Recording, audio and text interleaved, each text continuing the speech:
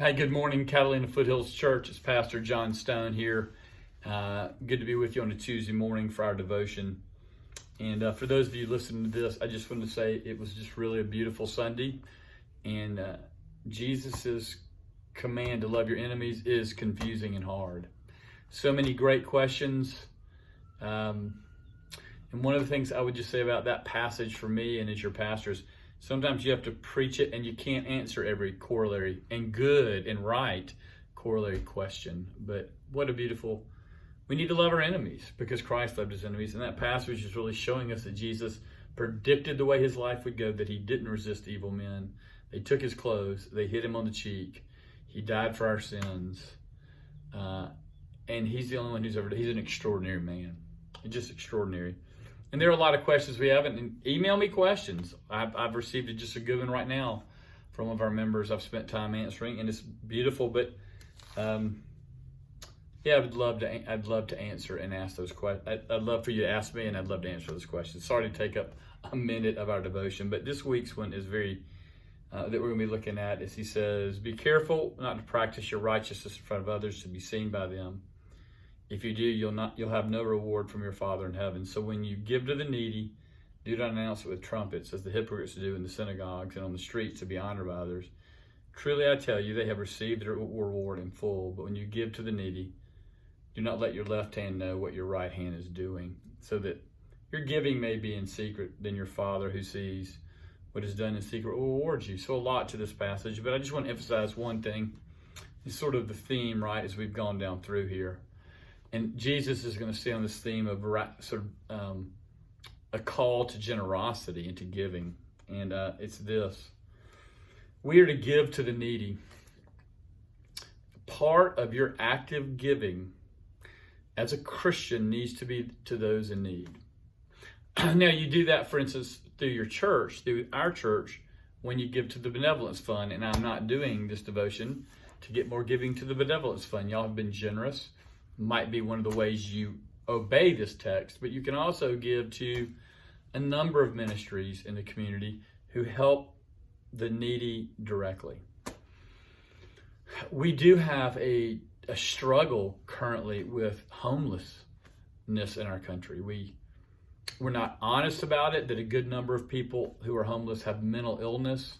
We're not honest that those who are homeless are not living the lives they want to. It's a lie. It's a life filled with violence, and these homeless people are being dishonest about what's going on in homeless communities, with deeply violent, physical, emotional, sexual, spiritual abuse, and we're unwilling to police it. We don't know how to help people relocate, and how do you help that amount of people who are mentally ill? But nonetheless, we can say all those things, and we can recognize that some who stand on corners with signs listing their resume for why we ought to give them money are cheating us. We can acknowledge that while still hearing and obeying the command that we are to give to the needy.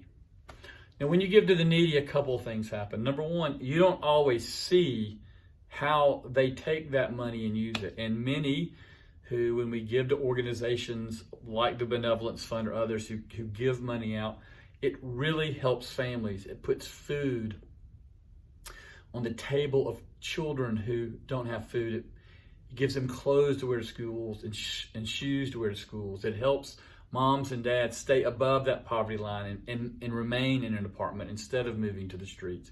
And there are many ways we do that. But our giving, part of our giving, not all of our giving. The Old Testament talks about this. Some goes to the temple, some goes to the priest, some went to the government.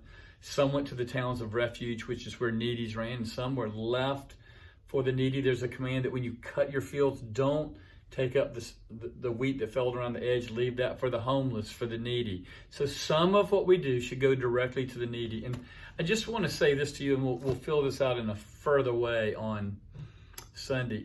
We rationalize a million ways not to give to the needy, because we're just confronted with it on every street corner.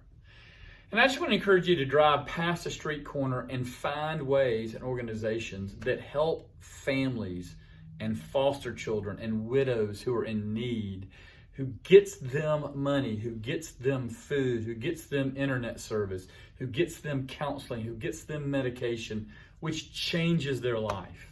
Because we are faced with this sort of mythical homeless person on the street corner that we're suspicious of.